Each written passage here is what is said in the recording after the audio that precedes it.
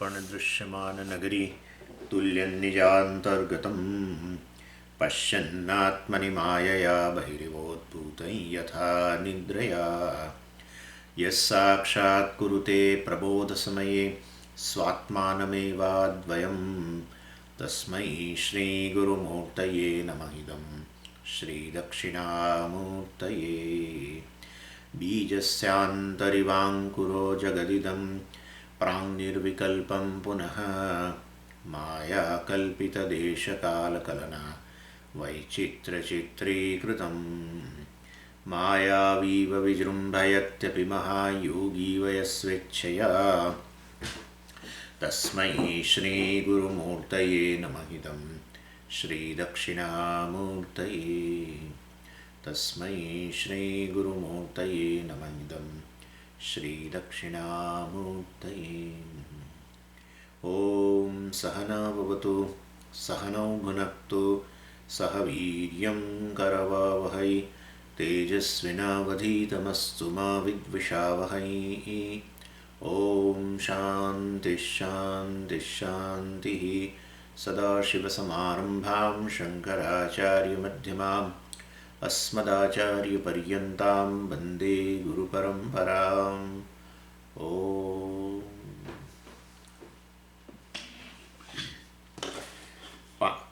पंचोतेरमो श्लोक है। अहं ममेति प्रथितं शरीरं मोहास्पदं स्थूलमितीर्यते बुधैः नभो नभस्वद्दहनाम्बुभूमयः सूक्ष्माणि भूतानि भवन्ति तानि। એટલે વિવેક ચૂડામણીમાં રિયલી વિવેકની શરૂઆત અર્થાત ગ્રંથની શરૂઆત 74મા શ્લોકથી જ ટીચિંગ 74મા શ્લોકથી શરૂ થયું અને એમાં આચાર્ય હવે જે 7 પ્રશ્નો જે કરેલા શિષ્યએ એના ઉત્તર આપી રહ્યા છે અને એમાંનો પ્રથમ પ્રશ્નનો ઉત્તર અહીંયા અપાશે અને એમાં આપણે જોયું હતું વાસ્તવમાં કે આ આત્મા શું છે, અનાત્મા શું છે, બંધન શું છે, મોક્ષ શું છે વગેરે બધા 7 પ્રશ્નો હતા. એમાં સૌથી પહેલાં આમ તો આત્મા શું છે એ પહેલાં જવાબ આપવો જોઈએ, પરંતુ એવો ઓર્ડર જે પ્રમાણે પ્રશ્નો કરેલા છે ને શિષ્યએ એ ઓર્ડરમાં જવાબ નથી આપતા આચાર્ય, એ થોડો રીએરેન્જ કરે છે. એટલે એમાં પહેલાં અનાત્મા શું છે કહે છે. અનાત્મા શું છે તો કહે છે કે અનાત્મા એટલે શરીરત્રય, આ 3 શરીરો જે છે એ જ વાસ્તવમાં અનાત્મા છે અને એની એ 3 શરીરોની ચર્ચા એટલે કે અનાત્મા વિષયક જે પ્રશ્ન જે છે એનો ઉત્તર 74મા શ્લોકથી શરૂ કરીને 125મા શ્લોક સુધી 3 શરીરોની ચર્ચા છે અને પછી એમાંય પાછા સ્થૂળ શરીર એટલે પહેલાં સ્થૂળ શરીરની ચર્ચા, પછી સૂક્ષ્મ શરીર, પછી કારણ શરીર. તો એમાં સ્થૂળ શરીરની ચર્ચા 74મા શ્લોકથી શરૂ કરીને 94મા શ્લોક સુધી છે અને પહેલાં તો બતાવે છે કે આ સ્થૂળ શરીર છે શું એ જરા જુઓ. કમ્પોઝિશન શેનું? એલિમેન્ટ્સ. એટલે આ અર્થાત એ બધું મેટર જ છે અલ્ટિમેટલી. અહીંયા અનાત્મા અર્થાત મેટર, દ્રવ્યબલ, જડ વસ્તુ. અને આ એ સ્થૂળ શરીર મહાભૂતોમાંથી ઉત્પન્ન થયેલું છે, વિકારી છે વગેરે વગેરે. અને જ્યારે આત્મા જે છે નિર્વિકાર છે. એમ કરીને એ પછી આગળ ચર્ચા પાછા કરશે જ. એટલે આને આ સ્થૂળ શરીર જે છે એ અહંકાર અને મમકારનો વિષય છે. એટલે બુધૈહિ સ્થૂળ શરીરમ ઈર્યતે મોહાસ્પદમ એટલે વાસ્તવ મોહાસ્પદમ આસ્પદમ વિષયમ એટલે મોહનો વિષય છે. અને કયા રૂપમાં મોહ છે? અહમ અને મમ. એટલે સ્થૂળ શરીરમાં આસક્તિ અને અહંકાર કહેવાય, જગતમાં આસક્તિ અને મમકાર કહેવાય. બસ આટલો ફેર છે. The attachment in this physical body is called ahankara. The attachment in the world is called mamakara. બસ આ રીતે છે. એટલે વાસ્તવની અંદર આ અહંકાર અને મમકાર જે છે એ મોહ જ છે, બીજું શું? મોહ છે. ખરેખર એમાં મોહ રાખવા જેવો નથી પણ છે. એટલે સ્થૂલમ આ મોહાસ્પદમ સ્થૂલમ આ સ્થૂળ શરીર બુધૈહિ ઇતિર્યતે.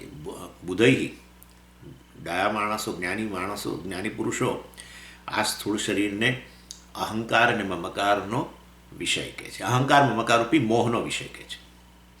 આ રીતે કહ્યું. અને પછી આગળ કહ્યું એ શેમાંથી બનેલું છે, એટલે કહે છે કે આ શરીર જે છે એ પંચમહાભૂતોમાંથી ઉત્પન્ન થયું છે. એ પંચમહાભૂતો પાછા બે પ્રકારના, અને એની અંદર કહેવામાં આવ્યું કે આ સ્થૂળ શરીર એટલે સ્થૂળ મહાભૂતો અને સૂક્ષ્મ મહાભૂતો. એટલે પહેલાં સૂક્ષ્મ મહાભૂતો અને પછી એમનું પંચીકરણ વગેરે થાય. એટલે સૂક્ષ્મ ભૂતાની અહીંયા જો તમે જોશો તો 75મા શ્લોકની અંદર કહ્યું સૂક્ષ્માણી ભૂતાની ભવંતી તાની. તાની ભૂતાની, એ બધા ભૂતો જે છે એ સૂક્ષ્માણી, સૂક્ષ્મ મહાભૂતો કયા છે? નભઃ આકાશ, નભસ્વત એટલે વાયુ, નભસ્વત એટલે આકાશમાં રહેનારો એમ. નભસ્વત, વત એટલે ધારણ કરનાર, એટલે આકાશમાં રહેનારો, ઇન શોર્ટ આકાશમાં ગમન કરનારો વાયુ. દહના એટલે વાસ્તવની અંદર અગ્નિ. અંબુ એટલે જળ. ભૂમાયા પૃથ્વી. એટલે આ મહાભૂતો, સૂક્ષ્મ મહાભૂતો જે છે એ એની પહેલાં વાત કરી. અને પછી આગળ પંચીકરણની વાત કરી 76મા શ્લોકમાં. એ આપણે જોઈએ. પરસ્પરાંશૈર્મિલિતાની ભૂત્વા સ્થૂલાની ચ સ્થૂલ શરીર હેતવઃ માત્રાસ્તદીયા વિષયા ભવન્તિ શબ્દાદયઃ પંચ સુખાય ભોક્તુઃ.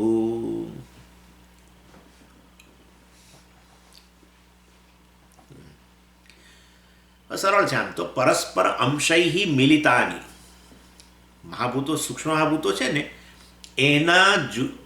એના અંશનું મિલન, એના અંશનું મિશ્રણ, એમાંથી વાસ્તવમાં સ્થૂળ મહાભૂતો બને. એટલે પરસ્પર અંશૈ, એનો અર્થ એવો થયો સૂક્ષ્મ મહાભૂતોનો ભાગ કરો એમ નેચરલી, તો જ એમાંથી અંશ લેવાય. અને આપણે જાણીએ છીએ પરસ્પર અંશૈ મિલિતાની ભૂત્વા. આ પરસ્પર જે અંશ જે છે, અર્થાત બંને વસ્તુ કરવાની છે. ડિવિઝન પણ કરવું પડે અને સાથે સાથે એનું ગ્રુપિંગ પણ કરવું પડે અને મિશ્રણ પણ કરવું પડે.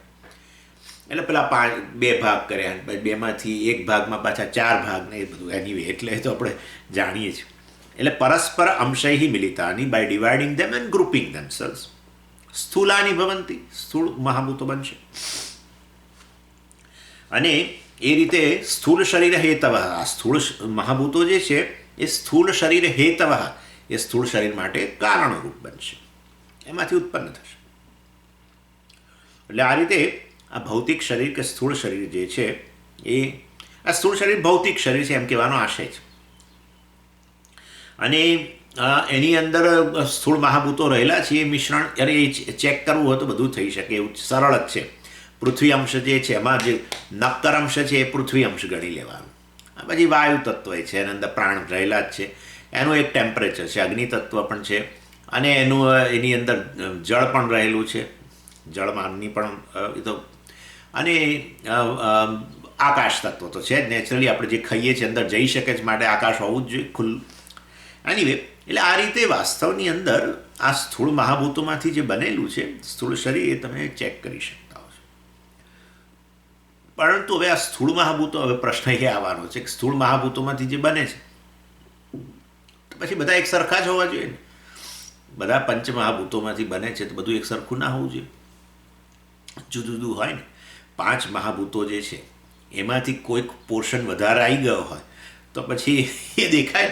5 મહાભૂતોમાંથી તમે ભૂલમાં અગ્નિને વધારે, અગ્નિ તત્વ, જેમ આપણે પેલા આ લોકો માતાઓ બધી આપણે પેલું મસાલા કરે ને શાકભાજી, તો ક્યારેક મીઠું વધારે પડી જાય, ક્યારેક મરચું વધારે પડી જાય, એવું છે. એવું જ પ્રકારનું છે. એટલે ક્યારેક અગ્નિ તત્વની પ્રધાનતા, અગ્નિ મહાભૂતની પ્રધાનતા, કોઈનામાં જળ તત્વની પ્રધાનતા, કોઈનામાં એટલે વાયુ તત્વની પ્રધાનતા. એટલે એ દ્રષ્ટિએ વાસ્તવની અંદર આ જે શરીરો છે, 3 સ્થૂળ શરીરો મહાભૂતોમાંથી બનેલા હોવા છતાંય વાસ્તવમાં એમાં ભેદ છે.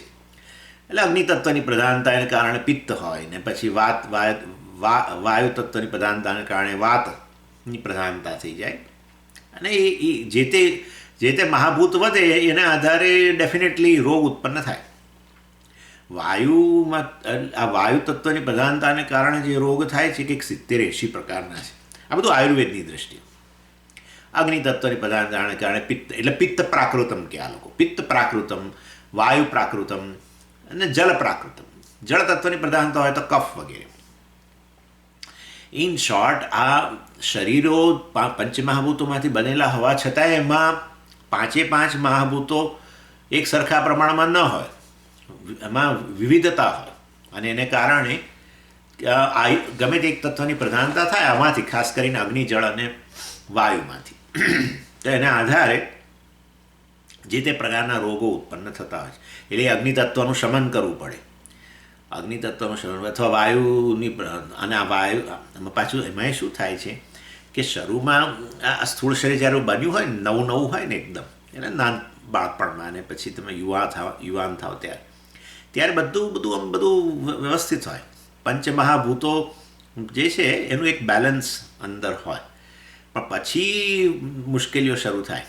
40 પછી એક આ તત્વ, અગ્નિ તત્વ વધે, પિત્ત વધે. વળી મોટી ઉંમરે આ લોકો એવું કે મોટી ઉંમરે મોટે ભાગે વાયુ તત્વની પ્રધાનતા હોય છે, કારણ કે મોટા ભાગે સાંધાના દુખાવાના અંતે બધું એટલે વાયુ. અને એવું કહેવાય છે કે અગ્નિ તત્વની પ્રધાનતા હોય એટલે પિત્ત પ્રકૃતિ હોય, કે જળ તત્વની પ્રધાનતા કફ વગેરે હોય, તો એના ઉપાયો છે એનું શમન કરવાના. પણ આ વાયુની પ્રધાનતા જે હોય ને, અને એમાંથી ઉત્પન્ન થતા રોગોને દૂર કરવા બહુ અઘરા છે. કારણ કે જે સ્થૂળ હોય ને એનું નિયમન શક્ય બને, એટલે જે સૂક્ષ્મ હોય એનું નિયમન શક્ય ન બને. અને વાયુ, જળ અને અગ્નિની અંદર વાયુ સૌથી સૂક્ષ્મ છે. એને માટે વાયુની પ્રધાનતાને કારણે ઉત્પન્ન થતા રોગો જે છે એ સરળતાથી જાય નહીં. અને એટલા માટે જ આપણા સાંધાના દુખાવા, જોઈન્ટ પેઇન્સ વગેરે, એ તમે દવાઓ લો આમ તેમ થોડું એટલે જરાક રાહત લાગે, બાકી હંમેશ માટે રહેલું હોય એવું હોય છે. એનીવે, આ તો બધું, આ તો એક વૈદ્ય આવું બધું મને કહેતા હતા કે મોટે ઉંમરે આ બધા વાયુની પ્રધાનતાવાળા રોગો જ થાય, અને એમાંથી એ વાયુનું શમન કરવું, વાયુ સૂક્ષ્મ હોવાને કારણે એને નિયંત્રણમાં લાવવો બહુ અઘરો હોય છે. અને વાયુ સર્વવ્યાપી છે. અગ્નિ અને જળની સરખામણીમાં વાયુ વધારે વ્યાપક ખરો ને, એટલે તમે એક જગ્યાએથી વાયુને કાઢો ને તો એ બીજી જગ્યાએ જઈને બેસી જાય. એટલે બહુ ગજબ થશે. આ આયુર્વેદ બહુ સુંદર વસ્તુ છે. એટલે જરા અભ્યાસ કરીએ તો આ બધું જોવા મળે. પણ એનીવે, પણ આવું કેમ એકાદ તત્વની પ્રધાનતા ભગવાને બનાવ્યું છે, તો આપણે બનાવીએ તો મીઠું મરચું વધારે પડે, પણ ભગવાને કરે તો એ આવું ખારું કરી નાખે ને તીખું કરી નાખે ને, આવું કેમ? એટલે ભાઈ કહ્યું તત્વબોધમાં, અહીંયા તો મહારાજ નથી બોલતા કશું, તત્વબોધમાં બોલ્યા કર્મજન્યમ. જો યાદ હોય તમને તો, પંચીકૃત પંચમહાભૂતૈ કૃતમ કર્મજન્યમ સ્થૂલ શરીર કર્મજન્યમ. અને માટે કર્મ જે છે એ નક્કી કરે છે કોન્સ્ટિટ્યુઅન્ટ્સ ઓફ ધ ફિઝિકલ બોડી. એમાં એકાદ તત્વ વધી જાય થોડી વધારે માત્રામાં. સાયન્સવાળા પાસે એમનો ઉત્તર છે, જેનેટિક છે આ બધું. એમ આપણે કર્મ એમનું જેનેટિક્સ ને આપણું પૂર્વજન્મ બધું એક જ. એટલે કર્મ જે છે એ આ પ્રપોર્શન નક્કી કરે. આ સારું, પ્રપોર્શન તો બરાબર સમજી ગયા હવે. પણ એ તો તમે બધા મનુષ્યોની વાત કરી કે આ શરીરમાં અગ્નિની પ્રધાનતા, અગ્નિ તત્વ વધારે છે, પેલા શરીરમાં એટલે આ પિત્ત પ્રકૃતિ છે, અને ત્યાં જળ તત્વની પ્રધાન છે, માટે એને કફ ને શરદીને એવું છે. બરાબર છે, એ તો સમજી ગયા. પણ એવું એકલા મનુષ્ય શરીર થોડા છે, બીજા છે ને. ગધેડાનું શરીર એ છે, વૃક્ષનું શરીર છે, ફલાણાનું શરીર છે, સિંહનું શરીર છે. તો એમાં શું, આ શરીરને એ પંચમહાભૂતો, આ પંચમહાભૂતો, તો પેલું સિંહનું શરીર અને આ મનુષ્યનું શરીર, અને દરેકની વિલક્ષણતા છે, દરેકની વિલક્ષણતા છે. તો એવું કેમ બન્યું? એ વળી પાછું આપણે તો આનું આપણી પાસે એક જ ઉત્તર છે, અને એ છે પ્રારબ્ધ. બસ, એટલે એ જ કર્મ. એટલે સ્થૂળ શરીર માટે બે કારણ થઈ ગયા: સામાન્ય કારણ, વિશેષ કારણ. સામાન્ય કારણ પંચમહાભૂતો, બધા માટે સામાન્ય. વિશેષ કારણ કર્મ, જેને કારણે આ શરીર આવું અને પેલું શરીર પેલું. બસ, સામાન્ય કારણ વત્તા વિશેષ કારણ. સામાન્ય કારણ મહાભૂતો, વિશેષ કારણ પ્રારબ્ધ. એને કારણે અનેક સ્થૂળ શરીરો બન્યા. એટલે સ્થૂળ શરીર હેતવ, સ્થૂળ શરીરનું હેતુ કારણ આ રીતે સામાન્ય કારણ મહાભૂતો અને વિશેષ કારણ કર્મ. એટલે આ ભૌતિક આ જે સ્થૂળ મહાભૂતો છે એમાંથી બધા શરીરો તો બન્યા જ, અને આ બધા જે વિષયો જે છે એ તો આ સ્થૂળ શરીર થયા, પણ આ બધા સ્થૂળ વિષયો જે છે એ પણ પંચમહાભૂતોમાંથી જ બન્યા. હવે એની પર વાત કરશે. એટલે આ આખું જે જગત જે છે આપણે જેને ભૌતિક પ્રપંચ કહીએ છીએ, અહીંયા સ્થૂળ પ્રપંચની જ આપણે અત્યારે વાત કરીએ. એટલે આ ભૌતિક શરીર એટલે મહાભૂતોમાંથી બનેલું સ્થૂળ શરીર, અને એવી રીતે સ્થૂળ વિષયો જે છે એ પણ બધા ભૌતિક જ છે. એટલે પંચમહાભૂતોનું શરીર અને પંચમહાભૂતોમાંથી પ્રપંચ, સ્થૂળ પ્રપંચ. અને હવે જુઓ કેવી મજા છે, અને એ બંને વચ્ચે ઇન્ટરેક્શન થાય છે. જે કંઈ વ્યવહાર થાય છે ને બધો, અને એ વ્યવહાર બધો કોના વચ્ચે થાય છે? સ્થૂળ શરીર અને સ્થૂળ મહાભૂતોની વચ્ચે થાય છે. આત્મા જે છે, કોન્શિયસનેસ, ચૈતન્યને કશું જ લાગતું ઓળખતું નથી. એટલે વાસ્તવની અંદર એ સ્થૂળ શરીર અને સ્થૂળ જગત જે છે, સ્થૂળ વિષય, એ બંનેને ટ્રાન્સેન્ડ કરીને રહેલું છે, બંનેથી અતીત છે. આપણે એના માટે ઉદાહરણ હંમેશા લેતા જ હોઈએ છીએ કે દાખલા તરીકે હું અત્યારે તમારી સાથે વાત કરી રહ્યો છું, અને તમે આ હું જે બોલું છું એ તમે સાંભળી રહ્યા છો, એટલે આપણા વચ્ચે આ વ્યવહાર થઈ રહ્યો છે. તમે આ પક્ષે સાંભળવાનો, હું બોલું છું એમ કરીને આપણા વચ્ચે વ્યવહાર, તમારે અને મારી વચ્ચે વ્યવહાર થઈ રહ્યો છે. અને એમાં અનેક ઇમોશન ઉત્પન્ન થઈ શકે. ઓહો સ્વામીજી આવું કેમ કહ્યું, આ ઠીક નથી બોલ્યા સ્વામીજી, આમ વગેરે સમથિંગ. એટલે વેરાયટીઝ ઓફ ઇમોશન ઇન્ટરેક્શનમાંથી ઊભી થાય આ વ્યવહાર થતો હોય ને ત્યારે. એટલે આપણને ગમે ન ગમે વગેરે જે પણ, ક્યારેક કંઈ કશુંક સમજ્યા, કશુંક ન સમજી શક્યા, તે બધું જ. એટલે આ બધું કોની હાજરીમાં થાય છે? કોની હાજરીને લીધે આ બધું શક્ય બન્યું છે? આ આખો વ્યવહાર બે જણા વચ્ચેનો, શ્રોતા અને વક્તા વચ્ચેનો, અને એમાંથી ઉત્પન્ન થતી ઇમોશન ને બધું જ, એ આખો વ્યવહાર શેને કારણે શક્ય બન્યો? તો કે પ્રકાશ છે ને, અડધી રાતે દાખલા તરીકે પ્રકાશ નથી તો ક્યાંક આપણે વચ્ચે આ પ્રકાર વ્યવહાર શક્ય નથી બનવાનો. એટલે પ્રકાશની હાજરીની અંદર આ પ્રકારે બે વસ્તુઓ વચ્ચે વ્યવહાર શક્ય બન્યો છે. પ્રકાશને કશું લાગતું ઓળખતું નથી આ વ્યવહાર સાથે. મારા મનમાં જે ઇમોશન ઉત્પન્ન થાય કે તમારા મનમાં આ સાંભળીને જે ઇમોશન ઉત્પન્ન થાય, એને પ્રકાશને કોઈ સંબંધ નથી. પ્રકાશ વગર કશો વ્યવહાર ન થઈ શકે એ વાત ખરી, પણ પ્રકાશ જે પોતે આ વ્યવહાર માટે વ્યવહારની અંદર ભાગ લેતો નથી, અથવા આપણે જે વ્યવહાર કરીએ એનાથી એના પર અસર થતી નથી, એ આપણા પર અસર કરતો નથી. અસર તો એ બે સ્થૂળ વસ્તુઓ એકબીજા પર અસર ઉત્પન્ન કરે છે.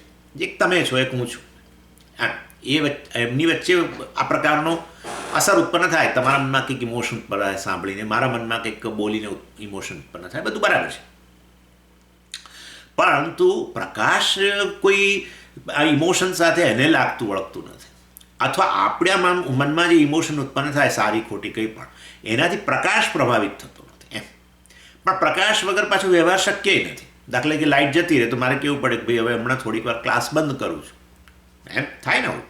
એવી રીતે એટલે આ જ પ્રકારે આત્મા છે.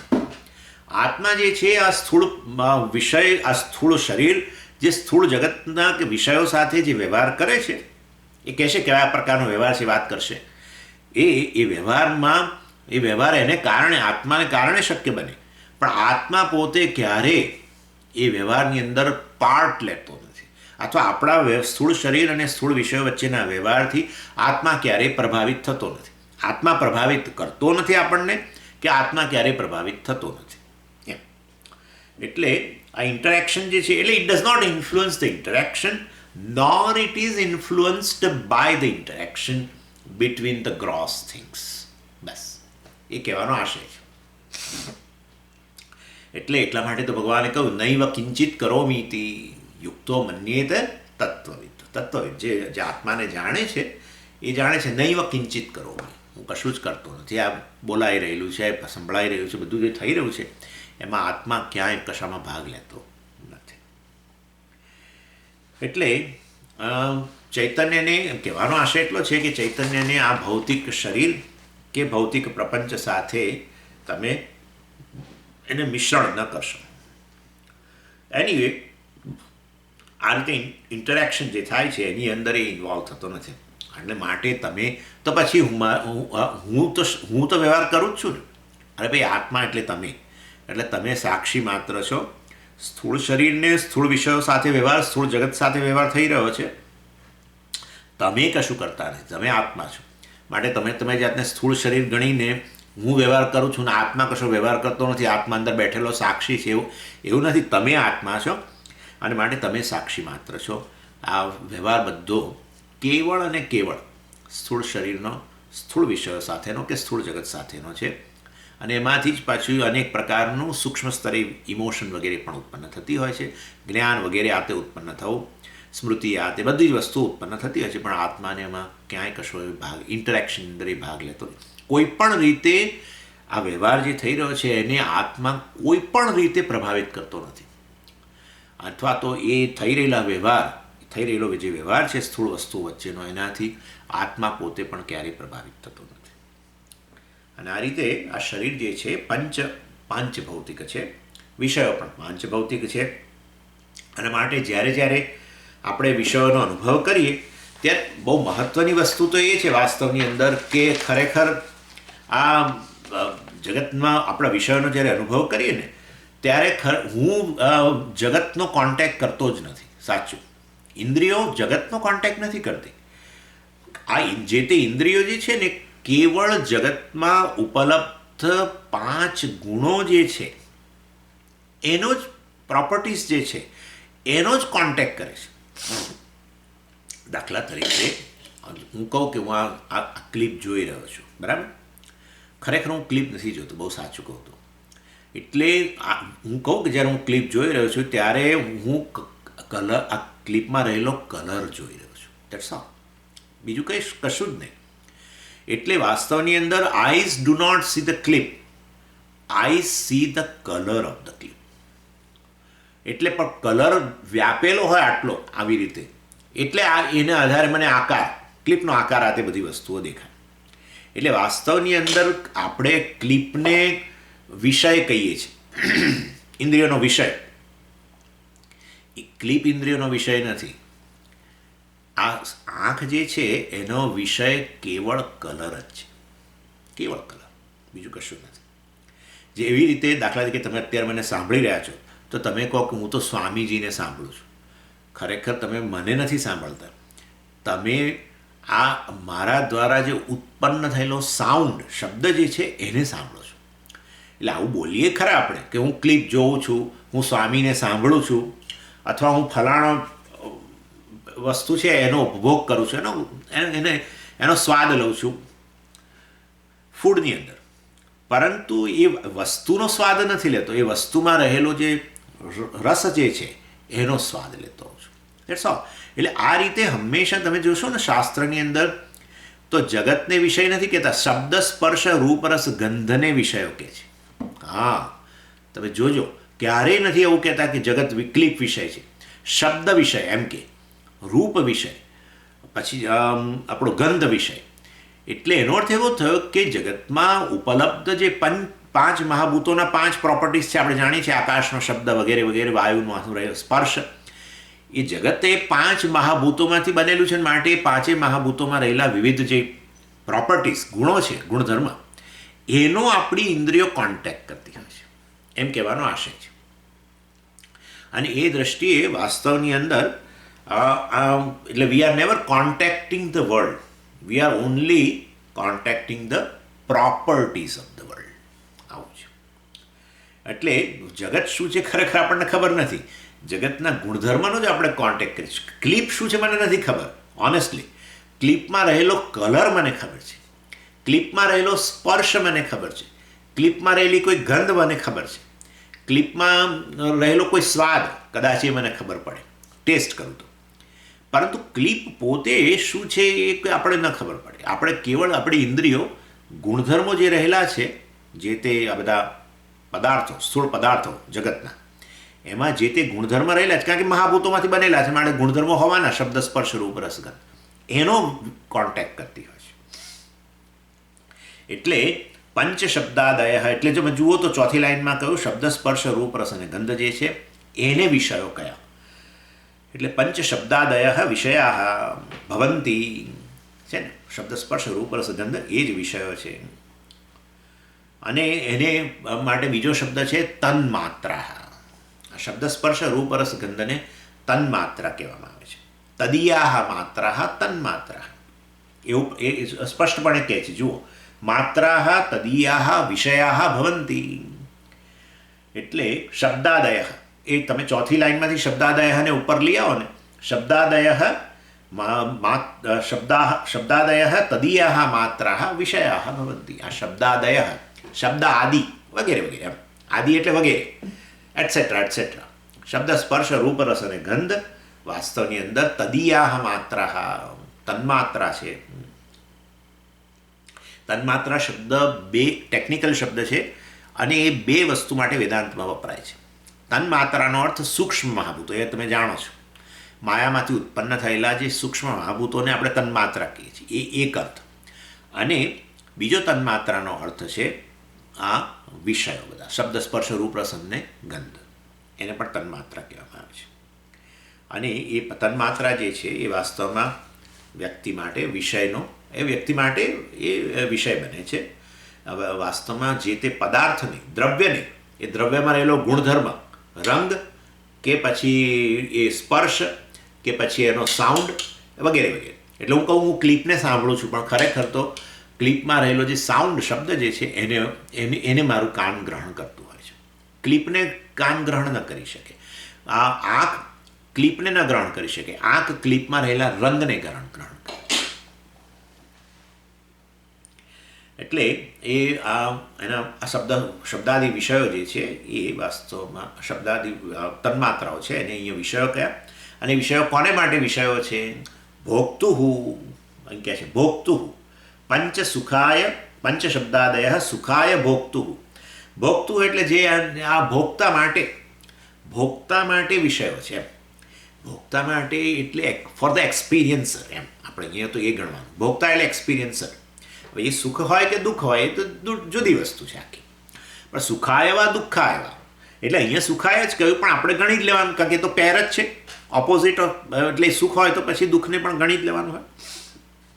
એટલે ફોર અ ઇન્ડિવિજ્યુઅલ આ રીતે વાસ્તવમાં આ ભોક્તુ જીવસ્ય પુરુષસ્ય વિષયા ભવંતી. અને એ રીતે અને પછી એ જ્યારે એનો કોન્ટેક્ટ કરે એટલે અમેઝિંગ વસ્તુ છે. થોડો સાયન્સનો સહારો લઈએ ને તો આ બહુ મિથ્યા જ ખબર પડી જાય એવું છે.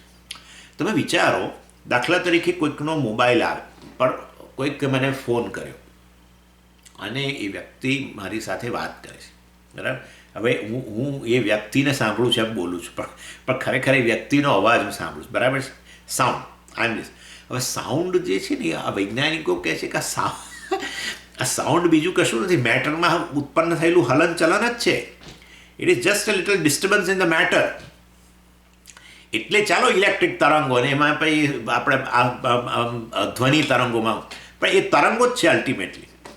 પરંતુ એ વાસ્તવમાં ખરેખર એ શબ્દ જે છે આ એક્સપિરિયન્સર માટે, ભોગતા માટે, એ શબ્દ કોઈકના એને કારણે એનો મૂડ જતો રહે, અથવા એ મૂડમાં આવી જાય. બે ગમે તે થાય, સુખાયવા દુઃખાયવા. એટલે એને સુખે ઉત્પન્ન કરી શકે. અર્થાત આ શબ્દ સ્પર્શ રૂપ રસ ગંધરૂપી તન્માત્રાઓ વાસ્તવની અંદર કેવળ આ રીતે તરંગો જ હોવા છતાં પણ આ વ્યક્તિની અંદર આ પ્રકારે એનામાં સુખ કે દુઃખનો અનુભવ એ કરાવી શકે છે. એટલે શબ્દ સ્પર્શ રૂપ, અને સ્પર્શની વાત કરો તો એક દાખલા તરીકે હવે અહીંયા તો બહુ ઠંડુ થવા માંડ્યું, તો આપણને થોડો ક્લેશ, મારા જેવાને, તમને પ્રભુ ના થાય પણ મને ક્લેશ થાય, કરે એ પાછું આ ઠંડી શરૂ થઈ. એટલે ગઈકાલે સાંજે જ અમને એવું આવતું હતું મંદિરમાંથી, ત્યાં 2-3 જણે બૂમ મારી, સ્વામીજી કંઈક પહેરો પહેરો. એટલે હવે ખરેખર ક્લેશ જ થતો. મને એમ થાય કે હું આમ કરીને આવતો હતો, એટલે લોકોને વધારે થયું કે સ્વામીજીને ઠંડી લાગે છે, બરાબર હતી જ. એનીવે, કહેવાનો આશય છે સ્પર્શ, પણ એ સ્પર્શ આ ભોગતા માટે, એક્સપિરિયન્સર માટે, અનુભવ કરનારા માટે સુખ કે દુઃખ આઈધર એનું કારણ બને છે વિષયો. અને આ રીતે અને એટલે એને સુખ અને દુઃખનું કારણ બનતું હોવાને કારણે એને વાસ્તવ, અને એ રીતે વાસ્તવમાં શબ્દાદી વિષયો જે છે એ એ બંધનનું કારણ બને છે. એ સુખ દુઃખ ઉત્પન્ન કરે છે અને એ રીતે બંધનનું કારણ બને છે. અને એ વસ્તુને સમજાવવા માટે હવે અહીંયા એક શબ્દ વાપરે છે આ શબ્દાદિ માટે, શબ્દ સ્પર્શ રૂપ વિષયાહ કહ્યું, બરાબર ને. હવે વિષયાહ શબ્દ જે છે ને એની અંદર જ એ અર્થ રહેલો છે કે આ બાંધે છે. એટલે સી ધાતુ છે. વિષય શબ્દ જે છે ને એ સી ધાતુમાંથી બને છે અને એમાં વી ઉપસર્ગ લાગે છે. એટલે વી વત્તા સી એમાંથી વિશિનોતી એવો પ્રકારનું વર્બલ ફોર્મ બને. વિશિનોતી ક્રિયાપદ આ પ્રકારનું બને, વિશિનોતી. અને એ વી વત્તા સી ધાતુનો અર્થ છે થાય છે બાંધવું. એટલે વિશિનોતી બધનાતી ઇતિ વિષય, જે આપણને બાંધવાનું કામ કરે. એટલે આ પંચ જે વિષયો છે શબ્દ સ્પર્શ રૂપ રસ ગંધ, એ વાસ્તવમાં મનુષ્યને બાંધવાનું કામ કરે છે. એ જાણે કે દોરડા છે. એટલે તમે જોશો તો શબ્દથી જ વાત કરો તો શરૂ થાય કે આપણે જે તે શબ્દ સાથે જે તે શબ્દ પ્રત્યે આપણને આસક્તિ હોય અથવા જે તે રૂપ માટે આસક્તિ હોય, અને એ રીતે દાખલા તરીકે હું કહું કે મને ફલાણી વ્યક્તિ બહુ ગમે છે, દાખલા તરીકે આમ હું કહું, ત્યારે વાસ્તવમાં શું ગમે છે આપણને? શબ્દ સ્પર્શ રૂપ રસ અને ગંધ એ વ્યક્તિમાં જે હોય તે. એટલે એનીવે હું એમ કહું કે વાસ્તવમાં મને ટીવી ફલાણો ટીવી પ્રોગ્રામ બહુ ગમે છે, ત્યારે પણ શું શબ્દ સ્પર્શ રૂપ રસ અને ગંધ. મને આ માનસરોવર જવું બહુ જ ગમે છે, કેટલો બધો ખર્ચો કરીને કેટલી બધી પ્રેક્ટિસ કરીને કે બધા વિસા લઈને ફલાણું લઈને લાઈનોમાં ઊભા કે આપણે જઈએ છીએ, રાઈટ. અને તો આપણને એટલે સારું ખોટું નહીં પ્રશ્ન નથી, પરંતુ કહેવાનો આશય એવો છે આપણે માનસરોવર એટલે શું? શબ્દ સ્પર્શ રૂપ રસ અને ગંધ, બીજું શું. એનીવે મને તો સ્વામીજી માનસરોવરને જોવાનું જ આખું સરોવર ને સામે કૈલાસને એટલું ગમે, મને તો ક્યારની ઈચ્છા થઈ છે. અને જઈએ એટલે પછી આ કોઈ પક્ષીઓ હોય તો પક્ષીઓનો અવાજ સાંભળવો ગમે. શબ્દ, પેલું રૂપ, આ પહેલું મેં વાત કરી રૂપ, સુંદર દેખાય, હા માનસરોવર કેટલું સુંદર, એકદમ ચોખ્ખું પાણી નામ ને તેમને પેલો કૈલાસ દેખાય, એટલે રૂપ. અને શબ્દ, ત્યાં કંઈક વિવિધ અવાજો અથવા ઇનફેક્ટ માનસરોવરના આમાં રહેલા તરંગો સરોવરના એ સાંભળવા, એનો અવાજ સાંભળવો ગમે, વગેરે વગેરે. એટલે શબ્દ સ્પર્શ રૂપ રસ અને ગંધ બધું જ આવી ગયું ત્યાં. ઇન શોર્ટ કંઈ પણ તમે આ સમગ્ર જગત જે છે વાસ્તવની આપણને જે કંઈ એમાં વિષયો આપણને જે તે વિષયો પ્રત્યે આસક્તિ છે, બીજું કશું નથી. શબ્દ સ્પર્શ રૂપ રસ અને ગંધ જ. એટલે શબ્દ સ્પર્શ આ શબ્દાદી જે છે એને એટલે વિષયો કયા, કારણ કે આપણને એ બાંધવાનું કામ કરે છે, એમ કહેવાનો આશય છે. અને એ રીતે સમગ્ર જગત જે તમે જુઓ તો એ સમગ્ર જગત આ રીતે શબ્દ સ્પર્શ રૂપ રસ ગંધનું કોમ્બિનેશન છે. એટલે અને આ કોમ્બિનેશન માટે જ તો વ્યક્તિ આ દુનિયાભરમાં ટ્રાવેલ કરે છે, આ શબ્દ સ્પર્શ વગેરે એને પ્રાપ્ત કરવા માટે, અને બધું કેટલું કરે છે. એટલે આ રીતે સેન્સ ઓર્ગન્સ આપણી જે ઇન્દ્રિયો વગેરે છે એ આ બધા શબ્દ પ્રત્યે, દાખલા તરીકે અને શબ્દ પ્રત્યે આકર્ષણ, અને રૂપ પ્રત્યે આકર્ષણ, બરાબર ને. આંખને રૂપ પ્રત્યે આકર્ષણ, કાનને શબ્દ પ્રત્યે આકર્ષણ, અને એ રીતે સેન્સ ઓર્ગન્સ જે બધા જે છે એ આ શબ્દ વગેરેને એનો આનંદ લેવા માટે આ સ્થૂળ શરીરને પણ એની સાથે ને સાથે ખેંચી જાય, કારણ કે આ બધી ઇન્દ્રિયો રહેલી છે જે તે ગોલકોમાં. એને છોડીને તો બહાર જઈ ન શકે, એને છોડીને અનુભવ પણ ન કરી શકે, અને માટે ઇન્દ્રિયોને આકર્ષણ આ બધા શબ્દ સ્પર્શાદીનું છે, એની સાથે બંધાયેલા છે. અને એ રીતે આ સ્થૂળ શરીર પણ એની સાથે એ રીતે વિષયો સાથે, શબ્દાદી વિષયો સાથે બંધાઈ જાય છે. So physical body is hooked to the વિષય. એટલે આ રીતે આપણે એમ કહીએ કે આ સ્થૂળ શરીર જે છે એ શબ્દાદી વિષયો સાથે બંધાય છે, અને એ જ વાસ્તવમાં સંસારનું કારણ છે. એટલે શબ્દાદી વિષયો પ્રત્યેની મનુષ્યની જે નબળાઈ જે છે એને જ સંસાર કહેવામાં આવે છે, કારણ કે આસક્તિ છે. આપણને જીવન ચલાવવા માટે વિષયો જ જોઈએ, એનો પ્રશ્ન નથી. શબ્દાદી વિષયો છે, વિષયો જ જોઈએ, વિષયો સિવાય કશું. દાખલા તરીકે હવે સ્વાદના વિષયો, અન્ન વગેરે, એનાથી જીવન ચાલે. અને એ રીતે શબ્દ પણ જોઈએ, સાંભળવાનું વગેરે પણ જોઈએ વ્યવહાર ચલાવવા માટે, તો જીવન ચાલે. એટલે એનો પ્રશ્ન નથી. પણ વિષયો ખરેખર જે આપણને જોઈએ છે જીવન ચલાવવા માટે એ તો ઘણા ઓછા છે, પરંતુ મનુષ્યને અનેક વિષયોની અપેક્ષા છે. અનેક પ્રકારના શબ્દ, અનેક પ્રકારના રૂપ, અનેક પ્રકારના ગંધ, અનેક પ્રકારના સ્વાદ, એની જે અપેક્ષા છે એ બતાવે છે કે વાસ્તવમાં એની એ વીકનેસ છે, વિષયો પ્રત્યે બંધાયેલો છે. એ રીતે આ સ્થૂળ શરીર બંધાઈ ગયું છે. શેની સાથે? જગતના વિષયો સાથે. અને વિષયો એટલે શું? હવે તમે સમજી ગયા છો. જગતના વિષયો અર્થાત એ જે તે સ્થૂળ પદાર્થોમાં રહેલા જે ગુણધર્મો છે, મહાભૂતોને માંથી બનેલા છે, માટે ગુણધર્મો હોવાના જ છે શબ્દાદિ. એ ગુણધર્મો જે છે એ જ વિષયો છે મૂળભૂત. જે તે શબ્દની પ્રત્યે આકર્ષણ, રૂપનું આકર્ષણ, સ્વાદનું આકર્ષણ. અને એ રીતે હવે આ જે વીકનેસ છે મનુષ્યની વિષયો પ્રત્યે, એ હવેના થોડાક શ્લોકોમાં બતાવશે કેવી રીતે આ સ્થૂળ શરીર વિષયો સાથે બંધાયું છે અને એને કારણે શું સ્થિતિ ઉત્પન્ન થાય છે એ હવે બતાવશે હવેના શ્લોકોમાં. એટલે થોડું આમ ડાયવર્ઝન છે. ખરેખર તો સ્થૂળ શરીરની જ ચર્ચા થઈ રહી છે, પણ આ સ્થૂળ શરીર વિષયો સાથે બંધાયું છે, શબ્દાદિ વિષયો સાથે, ઇન્દ્રિયો દ્વારા. અને વાસ્તવમાં એમાંથી શું અસર ઉત્પન્ન થાય છે એ ચર્ચા થોડાક શ્લોકોમાં કરશે. આમ તો એ ડાયવર્ઝન છે, પણ આચાર્યને લાગે છે કે આ સ્થૂળ વિષયો જે છે એ પ્રત્યેનું જે આકર્ષણ છે એ આકર્ષણમાંથી આ વ્યક્તિને મુક્ત કરવો જોઈએ. અને તો પછી એ સૂક્ષ્મ શરીર તરફ જશે. અને તો એ સૂક્ષ્મ શરીરમાં પછી આગળ એનાથી આગળ કારણ શરીર તરફ અને એનાથી આગળ આત્મા તરફ જશે.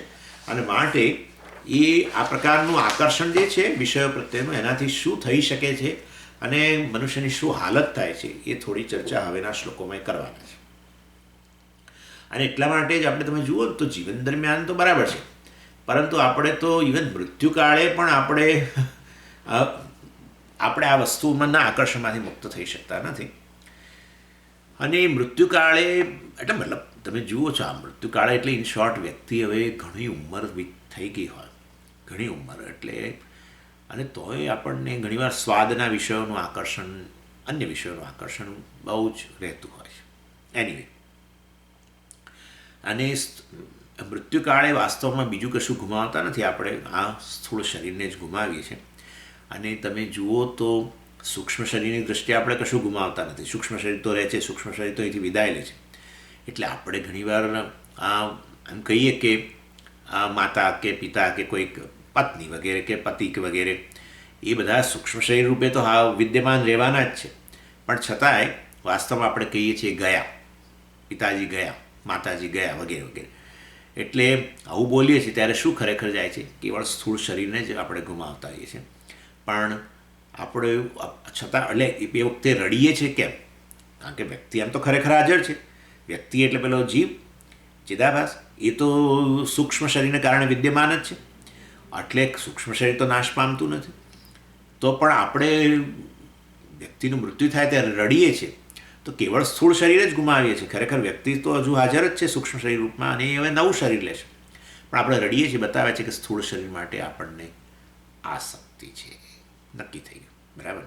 એટલે આ વાસ્તવની અંદર આપણું અટેચમેન્ટ સ્થૂળ શરીરમાં સાથે છે, અને જેને અહંકાર કહેવામાં આવ્યો. અને એના દ્વારા જગતના વિષયો જે છે, શબ્દાદિ વિષયો, એના પ્રત્યે પણ આપણને આકર્ષણ છે, ને એ આકર્ષણમાંથી મુક્ત કરવાની ઈચ્છા રાખે છે આચાર્ય. અને માટે હવે એ વર્ણન કરે છે કે આ આકર્ષણને કારણે શું થઈ શકે છે. પણ એટલે આ એટેચમેન્ટ જે છે લાગે છે બહુ સરળ, પરંતુ એ બધા જ બંધનનું છેવટે કારણ છે. અને જે આકર્ષણમાંથી મુક્ત થાય છે એ જ સૂક્ષ્મ શરીર તરફ જઈ શકે છે. અર્થાત સ્થૂળ શરીરનું આકર્ષણ છૂટે તો તમે સૂક્ષ્મ શરીર તરફ જાઓ ને. છેવટે વિવેક જ કરવાનો છે. આત્મનાત્મ વિવેક. અનાત્મા એટલે 3 શરીરો. આ 3 શરીરોથી વિલક્ષણ તમે છો એ તમને કહેવાનું છે. હવે પહેલાં સ્થૂળ શરીરમાં જ અત્યંત આકર્ષણ હોય તો પછી આગળ સૂક્ષ્મ શરીર તરફ કેવી રીતે જવાશે? એટલે સ્થૂળ શરીરના આકર્ષણમાંથી મુક્ત કરવાની પહેલાં વાત કરે છે, મુક્ત થવાની વાત કરે છે. તો બતાવવું પડે કે આ સ્થૂળ શરીર પ્રત્યેનું આકર્ષણ અને એના કારણે આ વિષયો પ્રત્યેનું આકર્ષણ જે છે એના કારણે શું થઈ શકે છે એ બતાવવું પડે. એ તમારા બંધનનું કારણ છે. માટે આ શરીર પ્રત્યેના આકર્ષણમાંથી મુક્ત બનો વગેરે વગેરે, આસક્તિમાંથી મુક્ત બનો તો સૂક્ષ્મ શરીર તરફ જાઓ, પછી કારણ શરીર તરફ જાઓ, અને છેવટે આત્મા જે છે એને તમે જાણો તો આત્મજ્ઞાન પ્રાપ્ત થાય. એટલે એ વસ્તુ બતાવવા માટે વાત કરે છે. એટલે કહેવાનો આશય એવો છે કે આ પ્રકારનું આપણું જે ભૌતિક વ્યક્તિત્વ જે છે, અર્થાત સ્થૂળ શરીરમાં આત્મબુદ્ધિ જે છે, એમાંથી મુક્ત થવાની વાત કરે છે, કે જેથી કરીને આત્મજ્ઞાન આપણે પ્રાપ્ત કરી શકીએ. એટલે એક વેસ્ટર્ન ઓથર જે હતા ને, એમણે બહુ સરસ વાત કરી. એમણે કહ્યું, એ બહુ પ્રભાવિત થયા હતા આપણી સંસ્કૃતિથી અને આપણા જે દર્શન છે, આ બધું આત્મદર્શન વગેરે, એનાથી બહુ પ્રભાવિત થયા. અને એમણે લખ્યું કે આ ટ્રાન્સફોર્મેશન જે છે, શબ્દ ટ્રાન્સફોર્મેશન, એ ટ્રાન્સફોર્મેશન બીજું કશું નથી, ટ્રાન્સેન્ડિંગ ધ ફોર્મ, એવું છે. સો ટ્રાન્સફોર્મેશન બરાબર, ટ્રાન્સફોર્મ એટલે ટ્રાન્સફોર્મ બરાબર ટ્રાન્સેન્ડિંગ ધ ફોર્મ. એટલે પણ અને વોટ ઇઝ ધ ફોર્મ? તે કે આ સ્થૂળ શરીર જ ફોર્મ છે, સ્થૂળ શરીર જ જે ફોર્મ છે, અને સ્થૂળ જગત પણ ફોર્મ છે. એને ટ્રાન્સેન્ડ કરી જવું, અર્થાત એના પ્રત્યેના આકર્ષણમાંથી મુક્ત થવું, એ જ ખરા અર્થમાં ટ્રાન્સફોર્મેશન છે. એ જ આપણો વિકાસ છે, એ જ આપણો બદલાવ છે. ભૌતિક વ્યક્તિત્વમાંથી આપણે આધ્યાત્મિક વ્યક્તિત્વ બને છે. સો આપણે કહીએ આ વ્યક્તિ ટ્રાન્સફોર્મ્ડ છે. ટ્રાન્સફોર્મ્ડ પર્સન મીન્સ ખરેખર તો એ ટ્રાન્સેન્ડિંગ ધ ફોર્મ, અને ફોર્મ એટલે આ સ્થૂળ શરીર અને સ્થૂળ વિષયો, એને ટ્રાન્સેન્ડ કરવું, અર્થાત એના પ્રત્યેના આકર્ષણમાંથી મુક્ત થવું.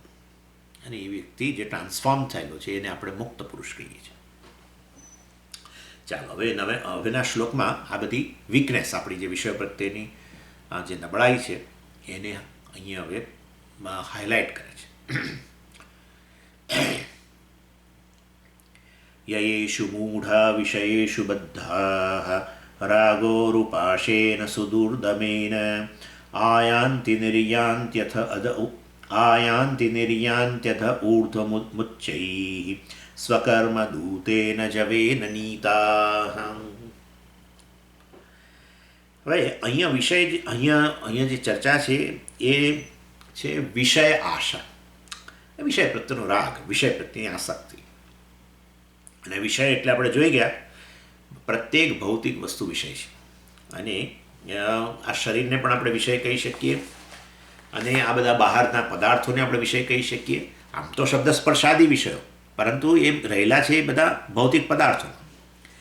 અને એટલે શરીરમાં પણ આપણને આશા એટલે કે આપણને રાગ રહેલો છે, અને બહારના પદાર્થો જે છે એ સ્થૂળ પદાર્થો, એમાંય આપણને રાગ રહેલો છે. અને એ જ વાસ્તવમાં આ વેદાંતનું જ્ઞાન જે છે એને આત્મસાત કરવામાં એ મોટો અવરોધ બને છે. અને માટે બહુ સભાનપણે આપણે આપણી આ જે નબળાઈ છે વિષયો પ્રત્યેની, કે શરીરમાં આસક્તિ જે છે એની એ પણ નબળાઈ છે, એમાંથી આપણે સભાનપણે મુક્ત થવું જોઈએ. એ રીતે એમને જવાનું નથી ઓટોમેટિકલી, જસ્ટ એ જતું રહેશે એવી રીતે જવાનું નથી. વ્યક્તિ એને માટે સમય, શક્તિ વગેરે ખર્ચવું પડે છે, અને એલર્ટલી એમાંથી આપણે એને ડ્રોપ પણ કરવું પડે છે. એટલે શંકરાચાર્યજી અહીંયા કહી રહ્યા છે મૂઢા, પહેલાં શરૂઆત કરે છે. જુઓ, મૂઢા, મોટા ભાગની મનુષ્યો તો કેવા છે? મૂઢા. બહુવચન વાપરે છે. મૂઢા એટલે શું? જે લોકો મોહિત થઈ ગયા છે, મોહ ધરાવનાર મૂઢા, એમાંથી જ બન્યો છે. મોહ ધાતુમાંથી જ બને છે આ મૂઢ શબ્દ.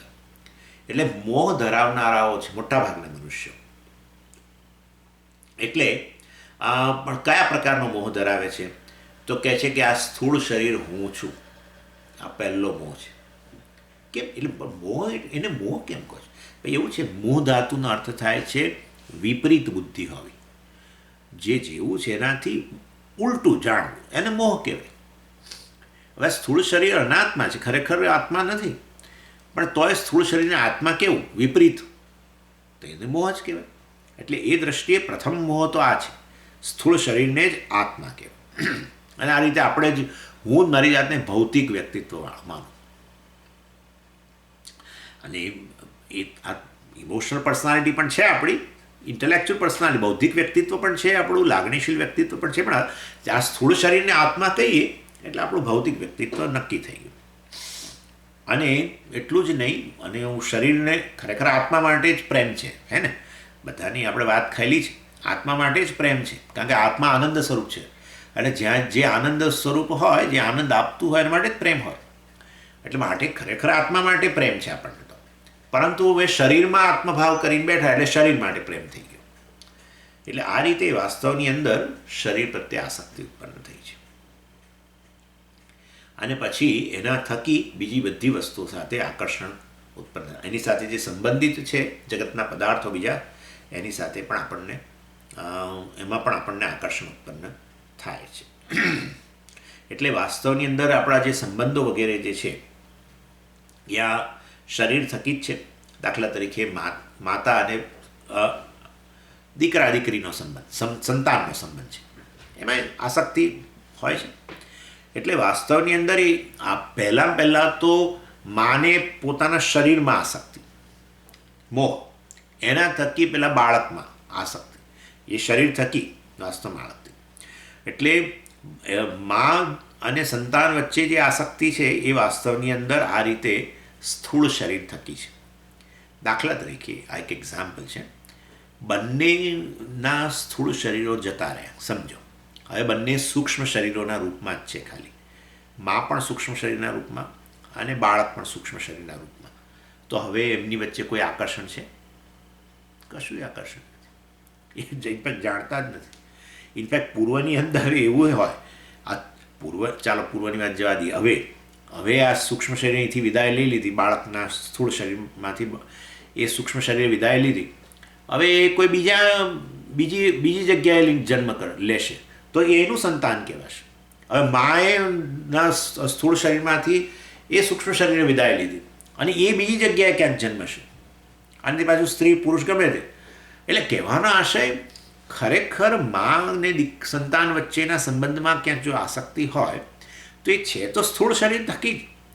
એને માટે સ્થૂળ શરીર જ મોહનો કારણ બને છે, એમ કહેવાનો આશય છે. All the relationship are through physical body. આને માટે બધા જ સંબંધોમાં જે આસક્તિ છે એ બધા સ્થૂળ શરીર થકી જ છે. અને આ સ્થૂળ શરીરમાં આસક્તિને અહંકાર કહ્યું. જગતમાં આસક્તિ જે છે, જગતના સ્થૂળ પદાર્થોમાં જે આસક્તિ છે એને મમકાર કહ્યું. અને અહંકાર મમકાર બંને મોહ જ છે. અને માટે એવો ધરાવનારા બધા મૂળા, અને એ આત્મજ્ઞાનને કારણે છે. આ શરીરને આત્મા કહેવું એ તો બધા શરીરને આત્મા કહે છે જ, જગત બધા, કારણ કે બધા અજ્ઞાન લઈને જ જન્મે છે અને એને કારણે જ શરીરને આત્મા કહે છે. અને માટે મોટાભાગની હોલ હ્યુમેનિટી જે છે એ બધા લોકો મોહિત થઈ ગયા છે, મૂળ છે. યેષુ મૂઢાઃ વિષયેષુ બદ્ધાઃ. અને એને કારણે એકવાર અહીંયા આસક્તિ ઉત્પન્ન થઈ, એને કારણે બહાર પેલા સ્થૂળ પદાર્થોમાં એ બાળક હોય કે ગમે તે હોય એમાં આસક્તિ ઉત્પન્ન થઈ, એટલે એ વિષયો બની ગયા. એ વિષયોની અંદર, વિષય એટલે મેં કહ્યું વિષયનોથી બદનાતી, એ વિષયો પછી આપણને બાંધવાનું કામ કરે.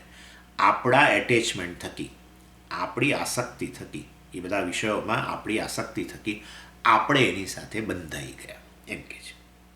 એટલે આપણને જાણે કે એ પ્રત્યેક વિષય આપણા માટે જાણે કે જેલ જેવો બની ગયો, આપણને બાંધી દે છે એમ.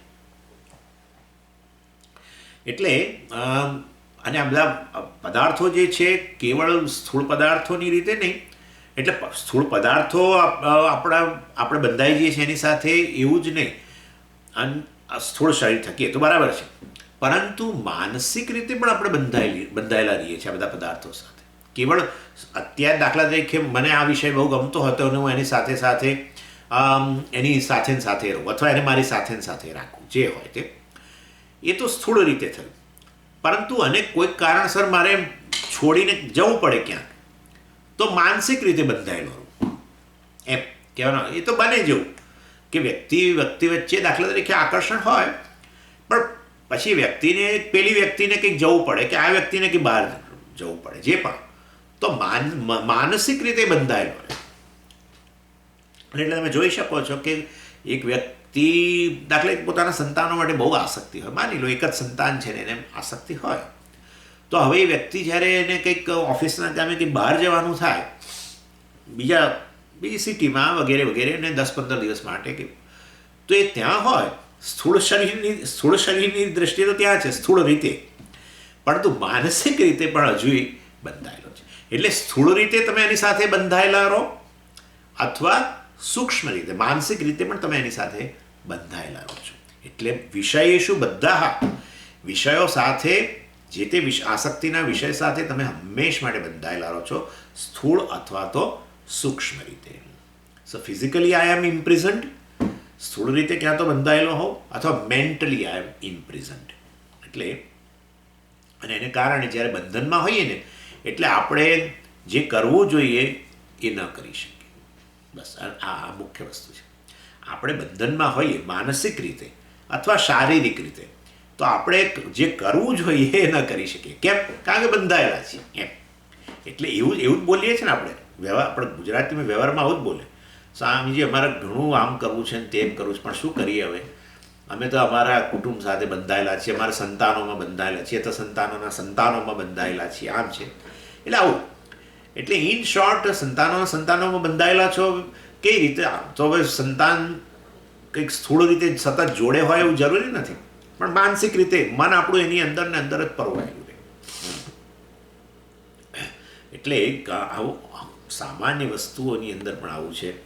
તો પછી આવામાં પછી આત્મજ્ઞાન વગેરેની ક્યાંથી ચર્ચા થાય? એનીવે, એટલે શંકરાચાર્યજી કહી રહ્યા છે કે આ સ્થિતિ જુઓ, તમે અહીંયા આ વિવેક ચૂડામણીનો અભ્યાસ કરો છો, આત્માને જાણવાની ઈચ્છા છે, પરંતુ ખરેખર ક્યાં તમારો મોહ છે, ક્યાં આસક્તિ છે, એ પહેલાં જુઓ. પહેલો મોહ તો શરીર સાથે છે, એના થકી આ જગતના વિષયો સાથે છે, અને એમાં આસક્તિને કારણે તમે એની સાથે બંધાઈ ગયા છો, અને એને કારણે શારીરિક રીતે ત્યાં બંધાયેલા છો, સતત એની સાથે રહો છો, અથવા એને તમારી સાથે રાખો છો, અથવા માનસિક રીતે તમે બંધાયેલા છો, અને એને કારણે તમારા જીવનમાં જે કરવું જોઈએ એ તમે કરી શકતા નથી, એમ કહેવાનો આશય છે. વિષય શું? બધા હા વિષયોમાં બંધાઈ ગયા છે. સારું, પણ એ વિષયમાં બંધાઈ ગયા તો કંઈ દોરડું તો હોવું જોઈએ ને. દોરડા વગર કેવી રીતે બંધાય? હા, બરાબર છે. તો એ આપણે કહી તો દીધું, પણ આમાં પાછા કહે છે રાગ ઉરુપાશે ને. હા, એટલે રાગ ઉરુપાશે. ઉરુપાશે એટલે સ્ટ્રોંગ રોપ, બહુ જ મજબૂત દોરડું. કયું છે એ રાગ? રાગ એટલે મેં હમણાં જ કહ્યું આસક્તિ જે છે એ જ એનું મોટું દોરડું છે. એટલે બધા જ મૂળ વ્યક્તિઓ જે છે એ વિવિધ પદાર્થો સાથે જગતના બંધાઈ ગયા છે, અને એ કયું છે દોરડું? એ સ્ટ્રોંગ, અતિ મજબૂત દોરડું કયું છે?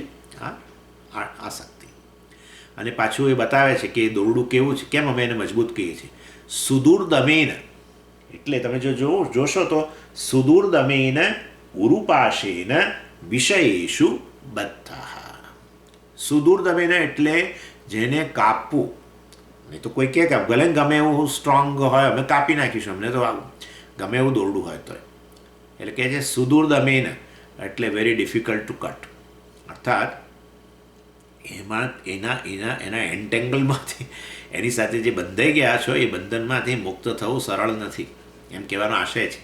કારણ કે આ એવું દોરડું છે, મજબૂત છે, પણ એટલે મજબૂત છે એટલે અમે એમ કહેવા માગીએ છીએ કે એને કાપવું બહુ જ અઘરું છે. અને એટલે જોઈ જ શકીએ છીએ આપણે, એ તો આપણો અનુભવ જ છે. આ શરીરમાં આપણને આસક્તિ જે છે એ આસક્તિમાં દૂર કરવાનું કેટલું આપણને અઘરું પડે છે. એ દૂર ન કરી શકે આ શરીરમાંથી આસક્તિ, તો અન્ય શરીરોમાંથી તો કેવી રીતે દૂર થાય? કારણ કે આ શરીર દ્વારા એ શરીર સાથે આકર્ષણ છે, સંતાન હોય કે ગમે તે હોય. ઓકે, એટલે અને એ બધા શરીરો વગેરે જે છે એ વિષયો જે છે એ શું કરે છે? એ દોરડા દ્વારા તમને ખેંચે છે. દે પુલ હિમ ઓલ ઓવર ધ વર્લ્ડ. એ વસ્તુ હવે કહે છે સુદૂરદમેન ઉરુપાશેન વિષયેષુ બદ્ધઃ. અને હવે એ કહે છે કે એના દ્વારા આપણે સતત ખેંચાયા કરીએ છીએ, અને એવું જ થાય છે. ક્યાં બોલાવે આપણને? હા, એટલે દિવાળીનું વેકેશન હશે ને હવે, જો એટલે હવે અત્યારે આ સિઝન તો આ વખતે તો થોડું જુદી વસ્તુ છે. નહીં તો દિવાળી વેકેશનમાં ક્યાંક ફરવા જવાની વાત, મતલબ કે એની ચર્ચા 6 મહિના પહેલાંથી શરૂ થઈ જાય, અને બધી ગોઠવણ થઈ જાય, એર ટિકિટને આ તે ને બધું, રજાઓ લઈ લઈને ફલાણું ઢીકણું. એટલે એ પેલો ત્યાં જે છે ને કેરાલા, દાખલા તરીકે કેરાલા ફરવા જવું હોય, એ કેરાલાની જે તે જગ્યા એ જાણે કે તમને ખેંચી રહી છે, હવે બોલાવી રહી છે. અચ્છા, તમારે એટલે બતાવે છે કે એટલે એમાં બીજું કશું નથી, આપણી આસક્તિ જ છે. કેટલી સુંદર જગ્યા સ્વામીજી, તમે જુઓ તો આમ તેમ ચાના પેલા ટી ગાર્ડન્સ ને આમ ને તેમને, અને બધા વિષયો હોય ત્યાં. હા, શબ્દ, સ્પર્શ, રૂપ, રસ અને ગંધ જોવું, સિનરી જોવું તો ગમે જ, રૂપનો વિષય. ત્યાં જઈએ એટલે આપણે સ્વામીજી એટલી બધી સાયલન્સ, પિન ડ્રોપ સાયલન્સ, અથવા પક્ષીઓનો આમ અવાજ ને પેલો અવાજ ને, અને સ્વામીજી એટલું કૂલ. આપણે અહીંયા તો કેટલી ગરમી છે અમદાવાદમાં ને આમ ને તેમ, ત્યાં તો એટલું કૂલ એટમોસ્ફિયર, સ્પર્શ. અને પછી સ્વામીજી અમે તો જે જગ્યાએ રહેવાના ત્યાં એટલું જમવાનું પણ એટલું સરસ મળે છે. એટલે સ્વાદ, બધા વિષયો, શબ્દ સ્પર્શ રૂપ રસ ગંધ તમને ખેંચી રહ્યા છે આ રીતે વિષય. એ બિચારા કશું આમ તો તમે જાણો છો એ કંઈ ખેંચી શકે નહીં, જળ વસ્તુ છે, એ કેવી રીતે તમને ખેંચે? પરંતુ આપણું જ આકર્ષણ છે એમાં. એ આકર્ષણ રૂપી દોરડું જે છે એના દ્વારા આપણે ખેંચાઈએ છીએ. એટલે અહીંયા આવો, અહીંયા સેટલ થઈ જાઓ. આપણને લાગે કે આપણને એમ કે ખરેખર એ જગ્યા આપણને એવું બૂમ પાડીને બોલાવે છે, પણ આપણું જ ખેંચાણ હોય છે. એટલે come here, settle here, come here, enjoy us, આમ એ રીતે બોલાવે છે, એમ કહેવાનો હશે જ. એટલે આ રીતે એ વ્યક્તિ દુનિયા તરફ સતત ખેંચાયેલો રહે છે. એનું નામ બંધન. સો આ હવે એ બતાવે છે કેવી રીતે આયાંતી. આયાંતી એટલે એ કયા પ્રકારે ખેંચાય છે એ બતાવે છે. એટલે આયાંતી એટલે આ પૃથ્વી તરફ ખેંચાય છે. નિર્યાંતી પૃથ્વીથી અન્ય લોક તરફ ખેંચાય છે. એટલે અનેક લોકમાં જાય છે. શેના માટે? એ લોકમાં રહેલા ઉપભોગ માટે. વિષયો રહેલા છે એ વિષયોના ઉપભોગ માટે. સ્વર્ગમાં શેના માટે જાય છે? સ્વર્ગમાં શેના માટે? સ્વર્ગમાં શબ્દ સ્પર્શ રૂપ રસ ગંધ. સ્વર્ગની અંદર પીણા સરસ, અમૃત પીણા અને ફલાણા. અહીંયા તો કોકોનટ વોટર મળે, ત્યાં તો કેવું અમૃતનું પાન, અને પાછા અપ્સરા બધી સરસ ડાન્સ ને મ્યુઝિક ને શબ્દ સ્પર્શ રૂપ રસ ગંધ. ઓહો! એટલે અહીંયાથી નિર્યાંતિ, અહીંથી અન્ય લોકમાં જાય. બરાબર? ઉર્ધ્વમ કહે છે, જુઓ, ઉર્ધ્વમ નિર્યાંતિ, ઉપર તરફ જાય અથવા ઉર્ધ્વ લોકમાં જાય. અધઃ આયાંતિ અથવા નીચે આવે, ભૂલોકમાં આવે કે ભૂલોકથી નીચે. અતલ વિતલ સુતલ તલાતલ રસાતલ પાતાલ, અનેક લોકોમાં ઉપર નીચે બધા લોકોની અંદર આમથી આમ ને આમથી આમ દોડાદોડ કરે છે. હે તો કેમ દોડાદોડ કરે છે? કારણ ખેંચાયેલો છે, એને દોરડાથી બાંધવામાં આવેલો છે, અને માટે એ જે તે લોકના વિષયો છે એને ખેંચે છે ઉપર તરફ, નીચે તરફ, ચારે તરફ એને ખેંચે છે. અને કેવી રીતે ખેંચે છે? ઉચ્ચૈહી, ફોર્સિબલી, હેલ્પલેસલી એમ. એટલે એ બિચારો રડી રહ્યો છે કે ભાઈ મને આવી રીતે તમે ચારે તરફ ખેંચો નહીં, મને ઢસડો નહીં, પરંતુ હી ઇઝ ડ્રેગ્ડ રિલેન્ટલેસલી, સતત ખેંચાયેલો જ રહે છે. અને આ તમે જુઓ છો, એનું નામ જ સંસાર, એનું નામ જ બંધન. એક મિનિટ બિચારો એને શાંતિ નથી દેખાતા, સતત બધા વિષય. અહીંયા આ લોકની અંદર અત્યારે જ્યારે આ શરીરમાં છે ત્યારે કેટલો દોડાદોડ કરે છે. આ પેલું સરસ જગ્યા છે ને આ સરસ જગ્યા છે, અહીંયા આ સરસ મળે છે, પેલું ત્યાં સરસ મળે છે, ફલાણું ઢીકણું, આ સિનેરી સરસ છે, વગેરે વગેરે વગેરે.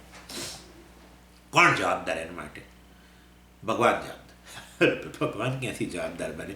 નક્ષત્રો જવાબદાર, શનિ પેરિયા છે જવાબદાર, ગ્રહો જવાબદાર, એ આખા જગતને જવાબદાર કે મને ખેંચે છે. કોણ? જગત ખેંચે છે. અને સ્વામીજી એક મિનિટનો મને તો ટાઈમ નથી. આચાર્ય કહે છે આ જગતને ના બ્લેમ કરીશ ભાઈ, તું જ જવાબદાર છું. વાસ્તવની અંદર તું જ ખેંચાયેલો છું.